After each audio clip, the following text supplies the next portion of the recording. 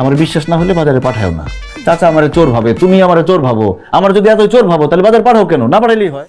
তুই আটি 50 টাকা। বাপ রে, 50 টাকা।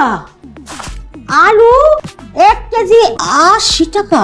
কুমড়া 140 টাকা। এগুলো একটা কুমড়া 140 টাকা হয়? কিরে, সব কিছুর দাম এত বেশি লাগে কেন? দাম বেশি তাই বেশি লাগে। এখন কুমড়াওয়ালা যদি 140 টাকা কমে না দেয়, আমি জোর করে আনবো? তাই বলে এইটুকুন একটা কুমড়ার এত দাম? আমার বিশ্বাস না হলে বাজারে পাঠাও না। চাচা আমারে চোর ভাবে, তুমি আমারে চোর ভাবো। আমার যদি এত চোর ভাবো তাহলে বাজার পাঠাও কেন? না পাঠাইলেই হয়। এইখানে তুই চোর না সাধু সেই কথা তো উঠতেছে না।